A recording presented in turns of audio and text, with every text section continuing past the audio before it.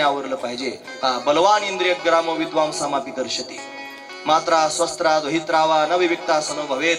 बलवान इंद्रिय ग्राम विद्वांसामापि कर्षति. विद्वानाला सुद्धा इंद्रिय आकृष्ट करून घेतात, पण इंद्रियांवर विजय प्राप्त करून घे. आणि असं करून काय करायचंय, मग दोन प्रकारानं भगवंताचं ध्यान करायचंय. एक स्थूल रूपाचं ध्यान करायचंय, एक सूक्ष्म रूपाचं ध्यान करायचं. दोन प्रकारचं ध्यान भगवंताचं वर्णन करून सांगितलं. हे सर्व त्यांनी राजानं ऐकलं. स्थूल सूक्ष्म रूपाची धारणा वर्णन करून सांगितली. अनेक प्रकारच्या साधना त्यांनी सांगितल्या. सकाम साधना, निष्काम साधना सांगितल्या.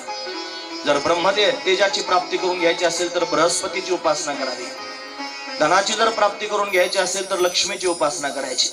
स्वर्ग जर हवा असेल तर देवतांची उपासना करायची. पुत्र प्राप्त करून घ्यायचा असेल तर प्रजापतीची उपासना करायची. आयुष्य वाढवायचं असेल तर अश्विनी कुमारांची उपासना करायची. सौंदर्य हवं असेल तर गंधर्वांची उपासना करायची. चांगली पत्नी मिळावी असं वाटत असेल तर उर्वशीची उपासना करायची. विद्या म्हणजे ज्ञान प्राप्त करायचं असेल तर शंकराची उपासना करायची. ज्याला ज्ञान संपन्न व्हावं असं वाटतं त्याने शंकराची उपासना करावी. ज्याला पती पत्नीत प्रेम राहावं असं वाटतं त्यानं पार्वतीची उपासना करावी. आणि ज्याला काहीच नको आहे, अकामस सर्व काम वा मोक्ष काम उदारधी, ज्याला काहीच नको आहे त्यानं काय करावं, तीव्रेन भक्ती योगेन यजेत पुरुषम परम. म्हणून तीव्र भक्ती योगानं परम पुरुषाची उपासना त्यानं करावी. म्हणून ज्याला काहीच नको आहे त्यानं काय उपासना करावी हे सांगितलं. यानंतर इंद्रियांचं साफल्य कशात आहे ते सांगितलंय. डोळ्यांचं साफल्य कशात आहे, भगवंताला पाहण्यात आहे. कानांचं साफल्य कशात आहे, भगवंताची कथा ऐकण्यात आहे. मुखाचं साफल्य कशात आहे, भगवंताची गुणांवाद गाण्यात आहे. हातांचं साफल्य कशात आहे, दान धर्म करण्यात आहे. पायाचं साफल्य कशात आहे, भगवंताकरता तीर्थयात्रा करण्यात आहे. हस्तो पवित्रो यदि दाद पुण्यम, पादो पवित्रो यदि तीर्थयात्रा, असे अनेक प्रमाण आपल्याला त्यांनी पाहता येतील. म्हणून इंद्रियांचं साफल्य वर्णन करून सांगितलं. राजाने हे सगळं ऐकलं, फार समाधान वाटलं. आता राजाच्या मनात काही प्रश्न आहेत. महाराज राजानं प्रश्न विचारला, महाराज मला सांगा, हे सगळं तुम्ही माझ्या समोर वर्णन करून सांगितलं, पण ही सृष्टी कशी निर्माण झाली हेच मला समजत नाही. भगवान त्यांनी सृष्टीची निर्मिती करतो, परमात्म्याने सृष्टी निर्माण केली हे मला ऐकायला मिळालेलं आहे, गोष्ट खरी आहे. पण या सृष्टीची उत्पत्ती भगवान कशी करतो, त्याचं पालन कसं करतो, त्याचा संहार कसा करतो, लय कसा करतो हे मला ऐकायचंय. आणि मला तुम्ही कृपा करून सांगा. आता शुकाचार्याने अजून आनंद झाला, कारण शास्त्र सांगायचंय ना. शास्त्र श्रीमद भगवद्गीता आणि श्रीमद भागवत कथा याच्यात साम्य आहे. मला श्रीमद भगवद्गीतेच्या पहिल्या अध्यायामध्ये त्यांनी काही शास्त्र सांगितलं नाही, संवाद आहे फक्त. दुसऱ्या अध्यायात देव बोलू लागला आणि शास्त्र सांगायला सुरुवात केली. तसं भागवतामध्ये सुद्धा पहिल्या स्कंदामध्ये काही शास्त्र नाही, कथा आहेत सगळ्या. आणि त्या कथा आपण आता ऐकलेल्या आहेत. दुसऱ्या स्कंदात पदार्पण केल्यानंतर शास्त्र सांगायला सुरुवात केली. श्री शुकदेवजी महाराज आता शास्त्र सांगणार. शुकदेवांनी त्यांनी महाराज फार समाधान वाटलं, बोलायला सुरुवात केली. या दुसऱ्या स्कंदाच्या चौथ्या अध्यायामध्ये 12 श्लोकांमध्ये त्यांनी मंगल आलेलं आहे. मंगल करणं महत्वाचं आहे. आपण मंगलाविषयी ऐकलं. 3 प्रकारचे मंगल असतात. वस्तुनिर्देशरूप मंगल आहे, नमस्कारात्मक मंगल आहे, आशीर्वादात्मक मंगल आहे. श्री शुकदेवांनी या ठिकाणी मंगल केलं. सुरुवातीला आपण मंगल पाहिलं होतं, सुतजींनी केलेलं मंगल. आपण त्यांनी मंगल पाहतो आहोत. नम परस्मै पुरुषाय भूयसे सदुद्भवस्थान निरोध लीलया गृहीत शक्ती त्रयायत देहिनाम अंतर्भवान अनुलक्षवर्तमने. त्या परमतत्वाची वंदना श्री शुकदेवजी महाराज करतात. यानंतर त्यांची दीक्षा गुरु भगवती राधाराणी आहे. तिचं नाव घ्यायचं नाही ना, तिने सांगून ठेवलं तर माझं नाव स्पष्ट घ्यायचं नाही, पण अस्पष्ट रूपाने तिच्या नावाचं वर्णन आहे. नमो नमस्तेस्तु वृषभाय सात्वताम, वृषभाय सात्वताम विदुर काष्टाय मुहुक्कु योगिनाम निरस्त साम्यातिशयन राधसा. असा शब्द, राधा नाही म्हणले, राधसा. म्हणून राधाराणीची वंदना त्यांनी केलेली आहे. यानंतर व्यासदेवानं नमस्कार केला. नमस्तस्मै भगवते वासुदेवाय वेदसे अप्रज्ञानमयम सौम्या यन्मुखांबुरहा सव. अशी त्यांनी वंदना करत श्री शुकदेवजी महाराज सांगू लागले, राजा तू जसा प्रश्न मला विचारलेला आहे असाच प्रश्न एकदा नारदानं ब्रह्मदेवाला विचारला होता. मग ब्रह्मदेवानं नारदाला काय सांगितलं हे मी तुला सांगतो. म्हणून त्यांनी सुंदर असणारा प्रश्न आहे, सृष्टीची उत्पत्ती परमात्मा कसा करतो, त्याची स्थिती आणि लय कशा पद्धतीने करतो ते मला सांगा. नारदजी महाराज सुद्धा ब्रह्मदेवाच्या समोर हेच म्हटले. मग ब्रह्मदेवानं नारदाला जे सांगायला सुरुवात केली त्याचं वर्णन आहे. ब्रह्मोवाच हे नारायण परा वेदा देवा नारायणांगजा नारायण परा लोका नारायण परामकः नारायण परो योगो नारायण परंतप नारायण परम ज्ञानम नारायण पराम गती. नारायणच या सगळ्या गोष्टींना त्यांनी प्रगट करणार आहेत. सगळ्यात आधी त्यांनी सच्चिदानंद घन असणारे एक शुद्ध ब्रह्म आहे. त्या शुद्ध ब्रह्म स्वरूपाच्या ठिकाणी मायेचा संग झाला, त्याला शबलत्व आलं. शबल ब्रह्म म्हणते त्यास. त्याला शबल ब्रह्म म्हणावं, सौपाधिक ब्रह्म म्हणावं किंवा ईश्वर म्हणावं. असे 3 नावं परमात्म्याला त्यांनी प्राप्त झाले. तो ईश्वरत्वाला प्राप्त झाला. कठीण सांगायला लागल्यानंतर त्यांनी महाराज ते आपापच जड जात असतं. कारण हे सगळेचे सगळे विषय पाठात सांगायचे असतात. हे कथेत सांगितले की मानगुटावर कुंभकर्णाची बायको येऊन बसते, तिचं नाव आहे निद्रा देवी. ती काही कथा ऐकू देत नाही, महत्वाची गोष्ट आहे. पण कथाकारानं सुद्धा सुधरून सांगितलं पाहिजे, महत्वाची गोष्ट आहे. म्हणून ते कुठं काय विस्तार करायचा आणि कुठं त्यांनी शॉर्टकट मध्ये सांगायचं हे कथाकाराला कळत जावं. त्यापेक्षा त्यांनी गाडी चालवणाऱ्या माणसाला रस्ता पाहून गेअर बदलावा लागतो, तसं कथा सांगणाऱ्या माणसांनी काय कळतंय समोरच्या लोकांनी हे पाहून सांगावं लागतं. हे तेवढंच महत्वाचं आहे. पण फार वेदांताच्या प्रक्रिया त्यांनी याच्यात दडलेल्या आहेत. पण त्या जर सगळ्या सांगितल्या तर लोक झोपी जातील ना, एकच झोपायचा टाइम, आणि मग कसं काय त्यांनी होईल. म्हणून ते शॉर्टकट मध्ये सांगणार आहे. माझ्या समोर बरेच भागवत रसिक बसलेले आहेत. डुकळे महाराज समोर त्यांनी बसलेले आहेत. अनेक वेळेला भागवत कथा श्रवण करतात. मला मनाला वाईट वाटतं महाराज, एखादी गोष्ट जर त्यांनी शॉर्टकट मध्ये सांगून मी पुढे गेलो तर हे मला काय म्हणतील ऐकणारे लोक, असा विचार मनामध्ये त्यांनी येतो. पण 1 आणि 2 लोकांकरता जर या सगळ्या प्रक्रिया त्यांनी विस्ताराने सांगायला सुरुवात केली तर बाकीच्या 1000 लोकांनी काय करायचं. म्हणून त्यांनी सगळ्या लोकांकरता त्यांनी सगळ्यांच्या पद्धतीने वर्णन करून सांगावं असा त्यांनी नियम आहे. म्हणून सुज्ञ ऐकणारे लोक मला क्षमा करतील अशी अपेक्षा अंतकरणात ठेवतो. शुद्ध असणारा ब्रह्म आहे, त्याला शबलत्व आलं, तो ईश्वर रूपानं प्रगट झाला. त्याच्या ठिकाणी 3 गुणांचा विस्तार पाहायला मिळाला. 3 गुणापासून त्यांनी काल कर्म स्वभाव त्यांनी पाहायला मिळाला. महत्त्व 3 प्रकारचे अहंकार आहेत. हे सर्वचे सर्व वर्णन आहे. तामस अहंकार, सात्विक अहंकार, राजस अहंकार. त्या अहंकारापासून झालेली सृष्टी, त्याच्यामध्ये 24 तत्वाचं वर्णन करून सांगितलं. हे सगळेचे सगळे 24 तत्व भगवंताने त्यांनी प्रगट केले आणि स्वतःच खेळण्याकरिता एक विराट असणारं त्यांनी शरीर धारण केलं. क्षीरसमुद्रामध्ये त्यांनी परमात्मा शेषशय्येवर स्वतःच त्यांनी पहुडला. त्याच्या नाभीतून त्यांनी कमळ प्रगट झालं. त्या कमळामध्ये त्यांनी ब्रह्मदेवाचं प्राकट्य झालं. हे ब्रह्मदेव नारदाला सांगतोय. कोण सांगतोय कोणाला हे कळालं पाहिजे आता. पण ब्रह्मदेवजी नारदाला त्यांनी वर्णन करून सांगतात. नारदाच्या प्रश्नानुसार ब्रह्मदेवाचं प्राकट्य झालं. त्यानं पाहिलं सगळीकडे पाणीच पाणी दिसतंय, मी एकटाच आहे. मला कोण त्यांनी जन्म देणार आहे हे कळत नाही. मग काय करावं, चिंतातूर ब्रह्मदेव झाले. मग त्यांच्या कानावर शब्द आले, तप तप तप करा, तप करा. तप फार महत्वाचं असतं महाराज. तप जर जीवनामध्ये नसलं तर त्याच्या विरुद्ध होतं. तप पत. जर तपश्चर्या केली नाही तर पतन ठरलेलंच आहे महाराज. म्हणून तपश्चर्या करावी. देव जर प्राप्त करून घ्यायचा असेल तर कशानं प्राप्त होईल, तपे विन दैवत. दैवत जर प्राप्त करून घ्यायचं असेल तपश्चर्याशिवाय प्राप्त होत नाही. म्हणून जीवनात तपश्चर्या असावी. म्हणून तप करावं, तप करा. म्हणून तप करण्याला त्यांनी सांगितलं. आणि मग त्यांनी महाराज ब्रह्मदेवानं 100 वर्षाचं तप केलं. कशाचं तप केलं असेल, ज्याचा आवाज माझ्या कानावर आला तो कोण असेल, तोच खऱ्या अर्थानं मला जन्म देणार. त्याचं स्मरण केलं पाहिजे. त्याच्या स्मरणाचं तप केलं महाराज. त्याचा परिणाम असा झाला की जगन्नियंता परमात्मा ब्रह्मदेवाच्या समोर प्रत्यक्ष प्रगट झाला. आणि प्रगट होऊन स्वधाम दर्शन ब्रह्मदेवाला त्यांनी घडवून दिलं आणि सांगितलं, ब्रह्मदेवा ज्याचं स्मरण करतोयस मीच आहे तो. हंस हंस तोच आहे मी. हंस हंस हंस हंस हंस हंस. तत्वज्ञान सांगायला सुरुवात केली. मी तुला प्रगट केलेलं आहे. कशाकरिता प्रगट केलंय, मला खेळायचंय म्हणून प्रगट केलंय. मला असं वाटतं तू सृष्टीचा विस्तार करावा म्हणून मी तुला प्रगट केलंय. ब्रह्मदेवानं सांगितलं, देवा बरं आहे मी एकटा आहे तेच चांगलं आहे. जर विस्तार निर्माण केला तर मला त्याच्यामध्ये मोह निर्माण होऊ शकतो. एकटा जीव सदाशिव असं त्यांनी म्हणलं जाते की जोपर्यंत मनुष्य एकटा असतो तोपर्यंत चांगला असतं. त्याचं एकदा तदैव लग्नम सुदिनंत देव एकदा झालं रे झालं की मग त्याला मोहात अडकून पडावं लागतं. ते आंतरपाठ धरणारे सुद्धा म्हणतात सावधान. सावधान करण्याकरताच म्हणतात. ठराविकच लोक असतात रामदास स्वामींसारखे जे सावध होऊन पळून जातात. आपण मात्र सावध त्यांनी सांगितलेलं असताना सुद्धा अडकून पडतो. म्हणून त्यांनी एकटाच आहे चांगला आहे, देवा मोहात पडेल. भगवान म्हणले चिंता करू नका, तुम्हाला मोह होणार नाही. आपण सृष्टी निर्माण करायची कशी निर्माण करू, मला कशी काय करता येईल. भगवान म्हणले मी ज्ञान सांगतो ना तुम्हाला, मी सांगितलेल्या ज्ञानानं तुम्हाला त्यांनी सृष्टी निर्माण करता येईल आणि मी सांगितलेल्या ज्ञानानं तुमचा मोह सुद्धा निवृत्त होईल, पण मोहात तुम्ही अडकणार नाहीत सांगा म्हटले. मग भगवंतानं स्वतः ब्रह्मदेवाला तत्वज्ञान सांगायला सुरुवात केली.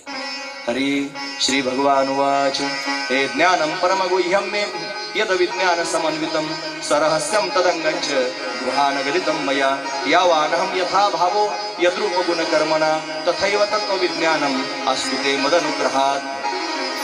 हे ब्रह्मदेवा चिंता करू नकोस, ज्ञानम परमगुह्यम मे यद विज्ञान समन्वितम, मी तुला परमगुह्य ज्ञान सांगतोय. आणि कसं सांगतोय? यद विज्ञान समन्वितम, विज्ञानासहित सांगतो. विज्ञान शब्दाचा अर्थ होतो अनुभव. विज्ञान म्हणजे भौतिक विज्ञान असा अर्थ घेऊ नका. विज्ञान शब्दाचा अर्थ होतो अनुभव. माणसाला ज्ञान होणं वेगळं आणि अनुभव येणं वेगळं. मी ब्रह्म आहे असं तर डंका वाजून लोकांसमोर सांगता येईल. मोठे बाबा म्हणायचे ब्रह्माचं झाड उभं करता येतं. ब्रह्माचं झाड उभं करता येईल, पण ब्रह्मानुभूती प्राप्त करून घेता येणार नाही. ती सहजासहजी प्राप्त होत नाही, ती विशेष आहे महाराज. म्हणून अनुभवासहित तुला ज्ञान सांगतो. ज्ञानम परमगुह्यम यद विज्ञान समन्वितम सरहस्यम तदंगंच गृहाण गदितम मया. ज्ञान सांगायला सुरुवात केली. 4 श्लोक सांगितले. हे 4 श्लोक म्हणजे चतुश्लोकी भागवत आहे. त्याचा विस्तार करायला जरी माझ्याकडे वेळ नसला तरी 4 श्लोक मात्र तुमच्या कानावरून जावेत, म्हणून मी ते श्लोक तुमच्या समोर म्हणून दाखवतोय. हरी हे अहमेवा समेवाग्रे नान्यद्यत् सत्सत्परम पश्चादहं यदत्यच्च यो वशिष्येत सोऽस्म्यहं ऋतेर्थं यत् प्रतीयेत न प्रतीयेत चात्मनि तद्विद्यादात्मनो माया यथा भासो यथा तमः यथा महान्ति भूतानि भूतेषु शावचेष्वनु प्रविष्ठान्य प्रविष्ठानु तथा तेषु न तेष्वहम्. एतावदेव जिज्ञासं तत्त्वजिज्ञासुनात्मना अन्वय व्यतिरेकाभ्यां यस्यात् सर्वत्र सर्वता. 4 श्लोक सांगितले. पहिल्या श्लोकामध्ये त्यांनी परमात्मा तत्वाचं वर्णन सांगितलं. दुसऱ्या श्लोकामध्ये माया तत्व सांगितलं. तिसऱ्या श्लोकामध्ये जगत तत्व सांगितलं आणि चौथ्या श्लोकामध्ये आत्मतत्व सांगितलं. 4 श्लोकांमध्ये 4 तत्व वर्णन करून सांगितले. ब्रह्मदेवाला मोठं समाधान त्यांनी प्राप्त झालेलं आहे. आणि आता एतन्मतम समानिष्ठ परमेन समाधिना भवान कल्प विकल्पेशु न विमोहिची करी चित्त. म्हणून असं वर्णन त्यांनी आहे. मग ब्रह्मदेवानं पुढे सृष्टीला सुरुवात केली. कशी सृष्टी झाली? दशलक्षणात्मक वर्णन करून सांगितलं. हरी हे अत्र सर्ग विसर्गस्य स्थानं पोषणभूतया मन्वंतरे ईशानुकथा निरोधो मुक्तिराश्रया. 10 लक्षणं सांगितले. सर्ग, विसर्ग, स्थान, पोषण, उती, मन्वंतर, ईशानुकथा, निरोध, मुक्ती आणि आश्रय ही 10 लक्षणं वर्णन करून सांगितले. आणि या दशलक्षणात्मक त्याने हे भागवत आपल्याला पाहायला मिळते. दुसऱ्या स्कंधामध्ये ब्रह्मदेवाला भगवंतानं तत्वज्ञान त्यांनी सांगितलं आणि सांगून त्यांनी महाराज कर्तार्थ करून टाकलं. ब्रह्मदेवानं सृष्टी निर्माण करायला सुरुवात केली असं त्यांनी वर्णन करून सांगितलं. राजाला परत प्रश्न पडलेला आहे, आता ही सृष्टी झाली कशी? कुठून सृष्टीला सुरुवात झाली? तिचा काही आरंभ झाला असेल ना, त्याचंही मला वर्णन ऐकायचं. परमात्म्याने त्यांनी महाराज सृष्टी उत्पन्न करण्याचा जो काय विशेष असणारा भाव ब्रह्मदेवाला सांगितला. ब्रह्मदेवानं सृष्टी निर्माण केली. पण ती करत असताना कुठून सुरुवात झाली, कशा पद्धतीने सृष्टी निर्माण झाली मला ऐकायचंय, मला सांगा असं राजा त्यांनी विचारणार आहे. त्याच्या त्या प्रश्नाबरोबरच त्यांनी द्वितीय स्कंध पूर्ण झाला आणि तृतीय स्कंधात आपण त्यांनी पदार्पण करतो. आता असेच घाईघाईनं स्कंध उद्या त्यांनी होणार आहेत. दशम स्कंधात आपण जाऊन कृष्ण जन्म त्यांनी करणार आहोत. उद्याची कथा 10 सुद्धा वाजून जातील मला सांगता येणार नाही, कारण कृष्ण जन्म मोठा आनंदाचा सोहळा असतो. त्याच्यामध्ये सहभागी होण्याकरिता दुरून दुरून लोक, आज फार लांबून लांबून लोक कथा ऐकण्याकरिता आलेले आहेत. फार दुरून मुंबईवरून लोक त्यांनी आलेले आहेत. आता ते सगळ्यात जास्त आहे म्हणून ते सांगितलं. बाकीचे सगळे आहेतच ना महाराज, कितीतरी लोक ऐकण्याकरिता आलेले आहेत. आणि कृष्ण जन्माकरिता सुद्धा अनेक लोक त्यांनी श्रवण करण्याकरिता येणार आहेत. म्हणून जीवनामध्ये हेच क्षण असतात आनंद घेण्याचे. कोण जाणो त्यांनी ही आपली कितवी कथा आहे आणि कदाचित शेवटची सुद्धा असू शकते, सांगता येत नाही.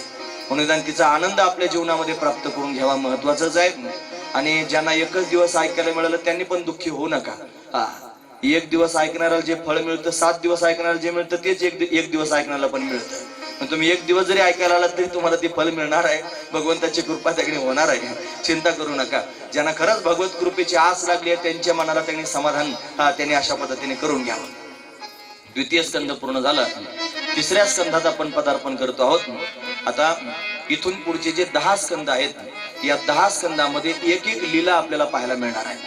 म्हणजे बघा, पहिला स्कंद आपण पाहिला अधिकार स्कंद, दुसरा स्कंद पाहिला साधना स्कंद, आता तिसरा स्कंद आहे त्याचं नाव आहे सर्ग, सर्ग लीला. चौथ्या स्कंदामध्ये विसर्ग लीला, मग स्थान लीला, मग पोषण, मग मन्वंतर, मग ईशानु कथा, मग निरोध, मग मुक्ती, मग आश्रय. असा एका स्कंदामध्ये एक एक लक्षण वर्णन करून सांगितलं. असे 10 स्कंद आपल्याला 12 स्कंद आपल्याला त्यांनी पाहायला मिळतात. दशलक्षणात्मक त्यांनी हे भागवत आहे. म्हणून आता सर्गलीला आपल्याला त्यांनी पाहायचे आहे. या स्कंदामध्ये त्यांनी 30 अध्याय आहेत. त्याच्यामध्ये सृष्टी कशी उत्पन्न झाली याचं वर्णन सांगितलं. आता सृष्टीच्या निर्मितीविषयी अनेक प्रकारचे वाद आहेत. वेदांत शास्त्राला जर विचारलं तर वेदांत म्हणतो हे जगत झालंच नाही, सृष्टी झालीच नाही. अजातवाद सांगितला. आता अजातवाद लोकांना कसा कळेल महाराज? अजातवाद म्हणजे याचा आज आणि त्याचा आज, दोघांच्या अजातवाद झालेला वाद म्हणजे अजातवाद असा अर्थ लावायचा का? अजातवाद म्हणजे त्याने कैवल्य स्थिती सांगणारा शास्त्रार्थ, त्याला अजातवाद म्हणावं. लोकांना अजातवाद झेपत नाही. मग खाली येऊन त्यांनी सांगितलं विवर्तवाद सांगितला, अध्यासवाद सांगितला, तोही लोकांना कळेना.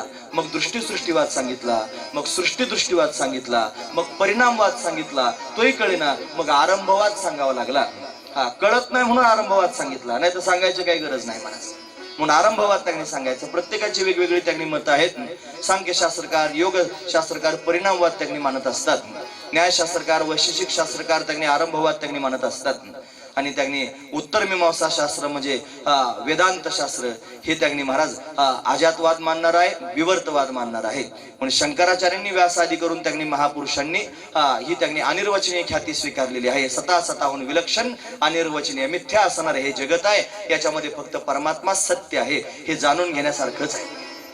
म्हणून राजाच्या समोर त्यांनी फार सुंदर असणारी कथा श्री शुकदेवजी महाराज वर्णन करून सांगतायत. ही सांगत असताना त्यांनी महाराज राजाने प्रश्न विचारला, महाराज मला पण ऐकायचे, सांगा ना सृष्टीचा विस्तार कसा झाला? मग सांगितलं, राजा तू जसा मला प्रश्न विचारतो आहेस असाच प्रश्न एकदा विदुर काकांनी मैत्र्याला विचारला होता. विदुर काकांनी मैत्र्याला विचारला होता आणि मग मैत्रेय महामुनींनी विदुर काकाला जे सांगितलं तेच मी तुमच्या समोर त्यांनी सांगतोय. तर सांगायला सुरुवात करायची, पण ऐकणारा मोठा चाणक्य आहे. तो म्हणला, महाराज ही विदुराला त्यांनी मैत्र्याकडून कथा ऐकायला मिळाली, ती तुम्ही मला सांगणार आहात इथपर्यंत मला कळालं. पण मला आधी हे सांगा की विदुर काका त्यागनी महाराज वनामध्ये मैत्र्याकडे कथा श्रवण करण्याकरिता का गेले? म्हणे ती तीर्थयात्रा करण्याकरिता गेले होते. आणि त्यावेळेला त्यागनी महाराज त्यांना मैत्रेय महामुनींची भेट झाली, त्यांच्याकडून तत्वज्ञान विदुर काकांनी ऐकलं. आपण तीर्थयात्रा करायला जायची गरजच काय पडली होती? ते काय सामान्य होते का? राजपुत्र आहेत, जरी दाशीच्या घरी जन्माला आले असले तरी सुद्धा त्यांचं श्रेष्ठत्व आहे महाराज, विशेष गोष्ट आहे. त्यांना का त्यांनी बाहेर जावं लागलं ते सांगा. मग आता त्याची कारण सांगू लागले, ते सांगावेच लागतील. चरित्र चालू महाराज विदुर चरित्र याच्यात. जसं भीष्माचार्यांचं चरित्र आम्हाला फार प्रिय आहे ना, तसं विदुर चरित्र सुद्धा फार प्रिय आहे. ते 5-10 मिनिटात मी तुमच्या समोर सांगतो आहे, लक्षपूर्वक ऐका. त्यानंतर त्यांनी आपल्याला थांबू का? 9:30 वाजले ना. अहो ते फार मोठं आहे, तेवढं नाही सांगून व्हायचं. मी सरळ सरळ तुमच्या समोर सांगतो ऐका. द्रौपदीला भर सभेमध्ये आणलं. तिचं वस्त्रहरण ज्यावेळेला त्यांनी होऊ लागलं त्यावेळेला सगळ्या लोकांनी खाली माना घातल्या होत्या. एकटे विदुर काका असे होते महाराज. भर सभेत त्यांनी बोलले दुर्योधनाला, मूर्खा काय करतोस, तुला कळतं का? धृतराष्ट्राला सांगितलं, अरे याला आवर घाल, हा काय करतोय? अरे ती तुझी पुत्रवधू आहे. भर सभेत तिला आणलेला आहे, मांडी उघडी करून बसलाय आणि निर्लज्जासारखा म्हणतोय तिला विवस्त्र करून माझ्या मांडीवर आणून बसव. आणि दुःशासन सुद्धा तिचा पदर ओढतोय. अरे सावधान, काय करतोयस? असं म्हणल्यानंतर दुर्योधन म्हणला, हे भिकारड्या, आमचं अन्न खातो आणि आमच्या शत्रूच्या बाजूने बोलतो, लाज वाटत नाही? भगवत नसेल तर ओठ निघ म्हणे इथून. विदुर काकांना वाईट वाटलं महाराज. फार कठीण प्रसंग आहे. सामान्य नाहीत विदुर काका, महामंत्री आहेत. महामंत्री पद विदुर काकांकडे आहे. आणि असं त्यांनी महाराज बोला, तुम्हाला एक गोष्ट सांगतो, आपल्या डोळ्यासमोर जर अत्याचार होत असेल तर तिथं लगेच विरोध करावा, 2 हात करावेत. विरोध त्यांनी करून तो दुराचार थांबवावा. आणि जर आपल्या मनगटात ताकद नसेल आणि आपण जर त्यांनी विरोध करू शकत नसलो तर त्या स्थानावर थांबू नये, निमूटपणे ते स्थान सोडून निघून जावं. पण विदुर काकांच्या डोळ्यासमोर त्यांनी हा प्रसंग त्यांना पाहावला गेला नाही. विदुर काकांनी ते स्थान सोडून दिलं, निघून गेले महाराज. आणि मग त्यांनी ते द्यूत झालं, पांडव त्यांनी हरले. पांडवांना त्यांनी वनवास झाला, 12 वर्षाचा वनवास, 1 वर्षाचा अज्ञातवास. पांडव त्यांनी वनवासाला गेले. विदुर काकांनी पण विचार केला आपण सुद्धा हस्तिनापुरात राहायचं नाही, आपण त्यांनी गाव सोडून निघून जायचं. पण बाहेर त्यांनी गावाच्या बाहेर पर्णकुटी तयार केली. विदुर काका तिथे राहू लागले. भगवंताचं चिंतन करतायत. त्यांच्या पत्नीचं नाव आहे सुलभा देवी. विदुर आणि सुलभा, आणि नुसते नावं नाहीत, त्याच्या नावात अर्थ आहे. विदुर म्हणजे काय माहिती आहे? जो अखंड विषयांपासून दूर आहे त्याचं नाव आहे विदुर. आणि सुलभा म्हणजे काय माहिती आहे? अरे जी पतीच्या परमार्थाला सुलभ आहे तिला सुलभा म्हणावं. नुसतं सुलभा नाव असून काय उपयोग आहे मला? जी पतीच्या मतानुसार वागणारी आहे, पतीच्या जीवनाला सुलभ आहे तिला सुलभा म्हणावं, अशी असणारी सुलभा. दोघे अखंड भगवंताचं चिंतन करतायत. 12 वर्षाचा वनवास पांडवांचा पूर्ण झाला, 1 वर्षाचा अज्ञातवास पूर्ण झाला. विराट राजाच्या घरी त्यांनी राहिले ना, त्या गायी त्याच्या सांभाळून शेवटचा दिवस होता. पांडव प्रगट झाले. आता दुर्योधनाच्या समोर गेले. आमचं राज्य आम्हाला देऊन टाक दुर्योधना, तुम्हाला देत नाही राज्य देत तर अर्ध तरी दे. मला अर्ध पण देणार नाही. अरे नाही अर्ध राज्य देत, 5 गावं तरी दे आम्हाला, 5 भावांना, त्याच्यात आनंदात राहू. आणि 5 गावं सुद्धा देणार नाही. जाऊ दे म्हणले, 5 नाही, एखादं गाव तरी राहायला दे, पण 1 गाव सुद्धा देणार नाही. मग काय? अरे सुच्चा मार्गे नाही वदश्यामी विना युद्धेन केशव, असं दुर्योधनाचं वाक्य आहे महाराज. देणार नाही म्हणलं. पांडव व्याकुळ झाले. आता त्यांना कोण आधार आहे? देवाकडे गेले. मग देव शिष्टाई करण्याकरिता आला. शिष्टाई करण्याकरिता यायची तयारी दाखवली. भगवान त्यांनी आला. भगवान येणार आहे हे त्यांनी कळालं. ग्रामवासी लोकांना दुर्योधनानं नाटक केलं, गाव सजवायचं. सगळं गाव सजवलं, तोरणं लावली, गुढ्या उभारल्या. देव येणार आहे नाटकच करीत होता. मोठा स्वयंपाक केला होता देवाकरिता, पण त्याच्यात विष घालून ठेवलं होतं. देवाला बसायला आसन करून ठेवलं होतं, पण त्याच्यात विषारी सर्प आणून ठेवले होते. देवाला मारायचा विचार होता. आणि असा त्यांनी दुर्योधन आहे. भगवान त्यांनी येणार हे सगळ्यांना कळालं. विदुर काकांनी लांबून पाहिलं, हस्तिनापूर सजवलंय. काय झालं असेल? कसला आनंदाचा क्षण आहे? एका भूदेवांना विचारलं, म्हणे का हो आज एवढी सजावट झालेली आहे? तेवढे तुम्हाला माहित नाही देव येणार आहे. देव येणार म्हणल्याबरोबर एवढा आनंद विदुर काकांना झाला. महाराज धावतच निघाले आपल्या घराच्या दिशेने. अगं सुलभा, अगं सुलभा, ऐकलंस का? देव येणार आहे, देव येणार आहे, देव येणार आहे. दोघेही पती पत्नी भगवंताला पाहण्याच्या उद्देशाने निघाले. भगवान आला, रथात बसून त्यांनी आला. सगळं हस्तिनापूर पाहण्याकरिता त्यांनी उपस्थित आहे. सगळेजण त्यांनी देवाकडे पाहतायत. ढोल ताशे नगारे त्यांनी वाजतायत. श्री औक्षणाची ताटं घेऊन त्यांनी आलेले आहेत. भगवंताचं औक्षण त्यांनी चालू आहे. एका कोपऱ्यात विदुर काका उभे आहेत. सुलभा देवी एका कोपऱ्यात उभे आहेत. किलकिल्या डोळ्यानं त्यांनी महाराज अशा पद्धतीनं पाहतायत भगवंताकडे. देव दिसला. मनातले भाव आहेत महाराज. देवा असं वाटतं तू आमच्या घरी यावंस. फक्त यावं असं नाही, आमच्या घरी काहीतरी खावंस. आमच्या घराला तुझे चरण लागावेत, बाकी काही नको रे कन्हैया. एकदा माझ्या घरी ये ना, असा भाव पोटात आहे. पण दुसरा विचार मनात आला, अरे हा कसा काय आपल्या घरी येईल? तो तर राजाच्या घरी जाईल. आपल्या घरी आपल्यालाच खायला काय नाही. आणि हा त्याने त्याच्या घरी पक्वान्न खाण्याकरिता जाणार आहे. आपल्या घरी कसं बोलवावं? लगेच मनात विचार सुरू आहेत. म्हणे देवा नाही घरी आलास तरी चालेल, नाही आमच्या घरी जेवलास तरी चालेल, पण एक विनंती आहे रे, एक नजर आमच्याकडे बघ ना. फक्त एकदाच डोळे भरून आमच्याकडे बघ. तू एकदा डोळे भरून आमच्याकडे पाहिलंस ना तरी आमचं जीवन कृतार्थ होईल. देवा बघ ना रे एकदा. फार व्याकुळ होऊन भगवंताकडे पाहतायत महाराज विदुर काका. देवानं पाहावं म्हणून ढोल ताशे नगारे सगळं वाजत होतं, पण देव मात्र त्यांनी सर्वत्र शोधत होता. देवाचं चित्त थाऱ्यावर नव्हतं, पाहतच होता, शोधतच होता. लोक विचार करत होते हा काय पाहत? जसा भक्त भगवंताशिवाय दुसरं काही पाहत नाही ना, तसा देव सुद्धा भक्तांशिवाय दुसरं काही पाहत नाही. देव सुद्धा शोधत होता, माझा भक्त विदुर कुठे दिसतोय का? विदुराला पाहण्याकरिता देवाची धडपड होती महाराज. पण देव शोधत होता आणि कोपऱ्यात विदुर काका दिसले. पाहिल्यावर देवाला फार आनंद झाला. जसं कर्पणाला धन सापडावं असा देव आनंदी झाला. आणि विदुर काकांकडे पाहिलं, नजरेनच खुणावलं, या ना काका या या म्हणलं की काकांना फार समाधान झालं. घाई ना भगवंताच्या समोर गेले महाराज. देव रथात उभा आहे, विदुर काका खाली उभे आहेत. दोघांची नजरानजर झाली. कोणीच काही बोलत नाही, फक्त पाहत राहिले. कोणीच काही बोलत नाही. देवाला कळालं की आता हा काहीच बोलणार नाही, मलाच काहीतरी बोलावं लागेल. मग त्याने बोलणं होईल. भगवंताने विदुर काकांकडे पाहिलं आणि गंभीर मुद्रेमध्ये त्याने भगवान विदुर काकांकडे पाहून बोलू लागला, काका तुम्ही समाधानात तर आहात ना? तुम्ही सुखात तर आहात ना? असे शब्द ऐकल्याबरोबर विदुर काकांच्या काळजात धस्स झालं महाराज. अरे हे सगळं जग मला दासीपुत्र म्हणतं, हे सगळं जग मला तगणे झिडकारतं, हे सगळं जग मला फार कमीपणानं पाहतं आणि या जगाचा मालक तोंड भरून मला म्हणतो काका. अरे हे शब्द कोणाच्या भाग्यात आहेत? हो देवा, मी फार सुखी आहे, फार समाधानी आहे. काही सुख नव्हतं, काही समाधान नव्हतं, पण भगवान पुढे बोलू लागला, मग ऐका ना काका, मला फार भूक लागली आहे, मला फार भूक लागली आहे. मी माझी सगळे कामं आटोपून त्याने तुमच्या घरी जेवायला येणार आहे, मी तुमच्या घरी जेवायला येणार आहे. असं म्हणल्यावर तर हुंदके देऊन देऊन रडू लागले विदुर काका. देवा, कसा मन कवडा आहेस, मनातलं जाणणार आहेस. आमच्या मनात भाव त्याने आहेत की तू आमच्या घरी यावंस, आमच्या घरी काहीतरी खावंस.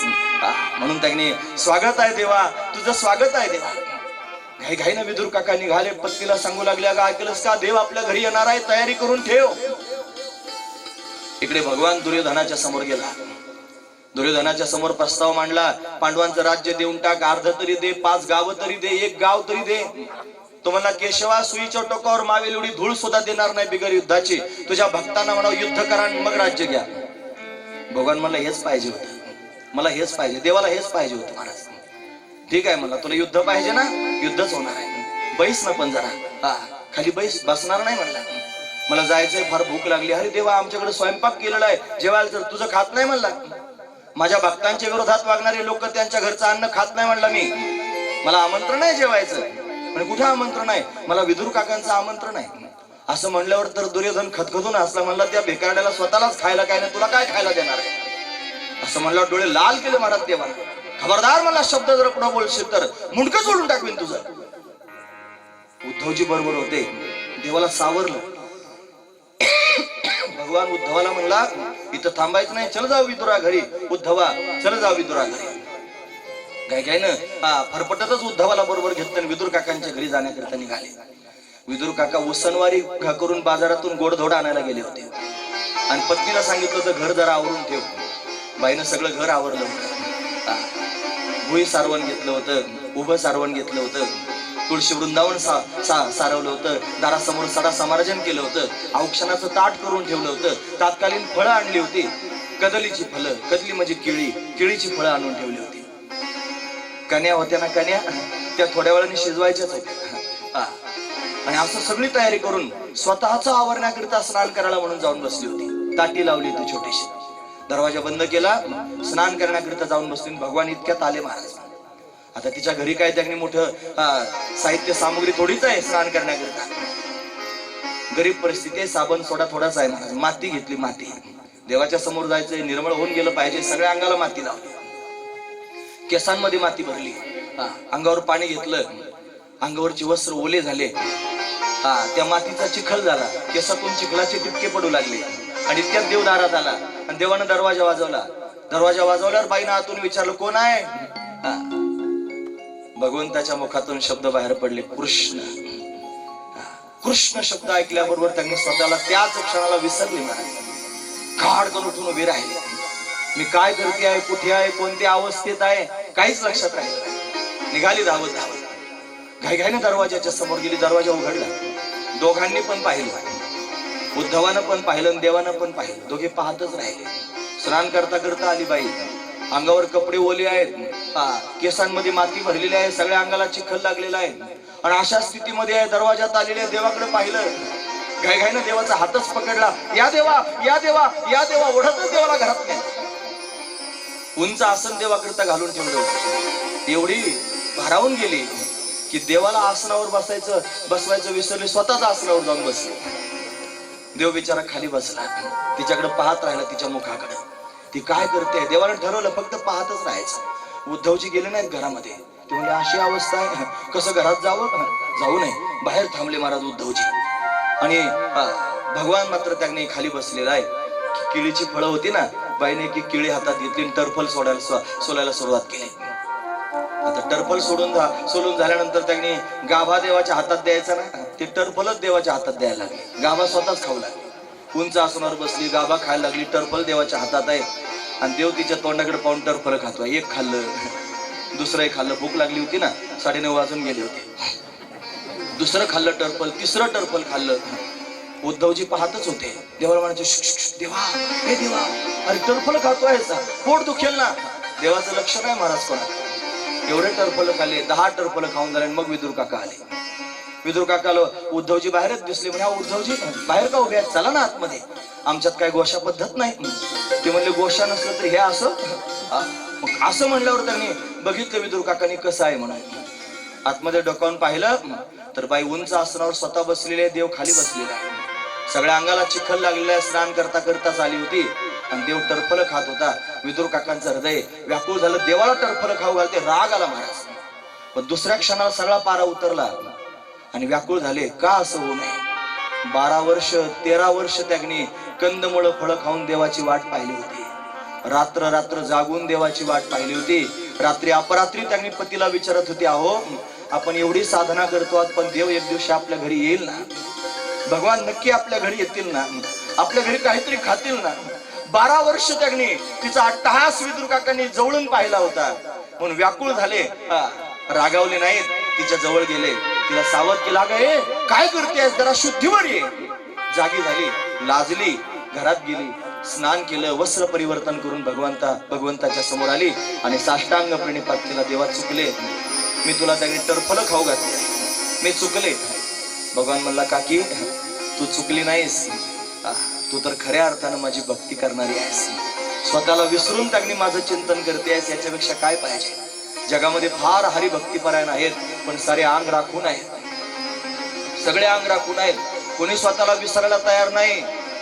कोणी त्यांनी महाराज भगवंताच्या चिंतनात स्वतःला त्यांनी विसरून जायला तयार नाही. महाराज फक्त नावापुढे शिक्का पाहिजे प्रत्येकाला, मी हरिभक्तीपरायण आहे. कशाचा हरिभक्तीपरायण? ज्याला भगवंताच्या चिंतनात स्वतःचं जीवन समर्पित करता येत नाही, तो कशाचा हरिभक्तीपरायण? ते फक्त नावापुरतं हरिभक्तीपरायण असण्यात काय तात्पर्य आहे महाराज?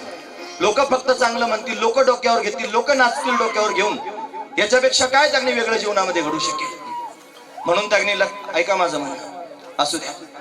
म्हणून त्यांनी ते आहेत जे स्वतःला विसरून गेलेले आहेत, भगवंताच्या चिंतनात त्यांनी महाराज विभोर झालेले आहेत. म्हणून त्यांनी, काकी तू खरी माझी भक्त आहेस, भगवान त्यांनी बोलू लागले. विदुर काकांनी मध्यस्थी केले. ते म्हणले, अहो भूक लागली असेल ना देवा, जेवण करायचं, मी मिष्टान्न घेऊन आलोय. तुम्ही ऐकतात ना सर्वजण, लक्षपूर्वक ऐका. जेवायला वाढलं, त्या कन्या केल्या होत्या दरदरीत पाण्या, माझी रांधी आल्या कन्या. विदुरा घरच्या कन्या खाल्ल्या ना देवानं, त्या कन्या त्यांनी आहेत. जेवायला बसले, मिष्टान्न एका बाजूला ठेवले, विदुर काका समोर बसले आणि मग देवाला म्हणू लागले, देवा खा ना. देवाने एक मिष्टान्नाचा घास घेतला आणि तोंडात घातला. गोड होतं ना महाराज, खायला सुरुवात केली. पण देवाच्या चेहऱ्यावरचे भाव काही बदलले नाहीत महाराज. विदुर काकांच्या मनात विचारायला, का बदलले नसतील, काही गोड लागत नाही का देवा, गोड नाही का पदार्थ, काय झालं नेमकं? मग गंभीर वाणीनं भगवान बोलू लागला, काका पदार्थ गोड आहेत, पण त्या केळीच्या सालांमध्ये जे प्रेम मला प्राप्त होत होतं ना, ते याच्यात मिळतं का मी पाहत होतो, या पक्वान्नात नाही, ते त्या केळीच्या सालातच होत. महत्वाची गोष्ट आहे महाराज. मग गिरधर लाल तो भाव का भूका, त्याला भाव हवाय, त्या भावानंच त्याने महाराज सारखा होतो. आणि आणखी सांगू महाराज तुम्हाला, जरी वेळ संपला तरी मला सांगावं असं वाटतंय, ऐका ना एक मिनिट. फक्त तुम्ही ऐका, लक्षपूर्वक ऐका. राम अवतारातली कथा सांगतो. शबरीची बोरं भगवंतानं खाल्ली ना, सगळी कथा सगळ्या लोकांना माहिती आहे. अशी त्यांनी बोरं खाल्ले, देवानं बिया सुद्धा गिळून घेतल्या, सगळं बिया सगळं खाल्लं. लक्ष्मणाच्या हातात ते द्रोण दिलं होतं ना, त्यानं ते पाहिलं आणि शबरीकडे पाहिलं. म्हणलं, आजी हे कोणी कुरतडले? ते म्हणले, मीच कुरतडले. म्हणे, तू कुरतडले? तुझं वय किती आहे? म्हणे 80 वर्षाचं. तू दात कधी घासले? ते म्हणे, आमचा दात घाशीत नाही बाळा. आता काय करावं? तू कुरतडले म्हणे बोरं, वकारीच काढली बऱ्याच. लक्ष्मणा टाकून दिले ती बोरं, खाल्ले नाहीत. देवानं मात्र बिया सगळं खाऊन टाकली. आणि राज्य ज्या वेळेला भगवंताला सीता त्यांनी रावणाच्या तावडीतून सोडून आणली, पुन्हा त्यांनी स्वतःच्या राज्यात आले, त्यावेळेला कोणी एका राजानं देवाला जेवायला बोलवलं. आणि जेवायला भगवान गेला आणि पंगत त्यांनी वाढली होती. आणि जेवायला बसले, पक्वान नव्हते. श्री बालाजीचा बेत होता. श्री म्हणजे श्रीखंड, बा म्हणजे बासुंदी, ला म्हणजे लाडू, जी म्हणजे जिलेबी, असा मोठा त्यांनी बेत होता.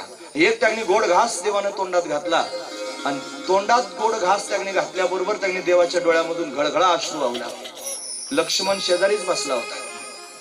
म्हणजे, दादा अरे तू सार्वभौम राजा आहेस, तुझ्या नेत्रातला अश्रुबिंदू जमिनीवर पडू नये. हातावर घेतलं डोळ्याचं पाणी आणि बोलायला सुरुवात केली, का रडतोस रामा, सांग तुझ्या रडण्याचं कारण मला सांग. अरे पक्वान न खाणारा हा राम लक्ष्मणाला सांगू लागला, लक्ष्मणा माझ्या शबरीचे बोरं किती गोड होते रे. गुलाबजाम खाताना राम म्हणतोय, माझ्या शबरीचे बोरं किती गोड होते. का सांगतोय, कशाकरिता? अरे भगवान तुम्ही काय खाऊ घालता हे पाहत नाही, तुमचं प्रेम पाहतो, त्याच्यात प्रेम किती हे पाहतो, तो लक्षात ठेवतो. हे संसारातले लोक किती खाऊ घाला विसरतील महाराज, एवढा हात नरड्यात घाला त्यांच्या तरी पण विसरतील, पण भगवान तसा नाही महाराज, लक्षात ठेवणार आहे. म्हणून तुम्ही थोडं द्या तरी भगवान प्रसन्न होईल. विदुर काकांवर भगवान प्रसन्न आहे. आता जेवण त्यांनी झालेलं आहे, संवाद झाला, युद्ध होणार आहे अशी गोष्ट विदुर काकांना कळाली. मग विदुर काकांनी विचार केला की आता जर त्यांनी युद्ध झालं तर धृतराष्ट्र पण माझा भाऊ आहे, पांडू पण माझा भाऊ आहे, दोन माझ्या भावांच्या मुलांमध्ये युद्ध होणार आहे, मी युद्ध पाहणारच नाही. मला कोणत्याच पक्षाकडून थांबायचं नाही, मी अपक्ष आहे असा विचार विदुर काकांनी केला. आपलं धनुष्य उचललं आणि राजद्वाराच्या बाहेर नेऊन उभं केलं आणि विदुर काका आपल्या पत्नीला घेऊन तीर्थयात्रा करण्याकरिता निघून गेले. राजानं प्रश्न विचारला होता, विदुर काका तीर्थयात्रा करण्याकरिता का गेले? त्याचं उत्तर आहे, युद्ध मला पाहायचं नाही म्हणून मी तीर्थयात्रा करण्याकरिता गेलो, असं विदुर काकांनी सांगितलं. आपली कथा इथेच विराम पावती आहे. यानंतर उद्या त्यांनी बरेचसे प्रसंग पाहायचे आहेत. उद्या आम्ही बरोबर 6:30ला येणार आहोत. सर्वांनी 6:30ला या आणि उद्या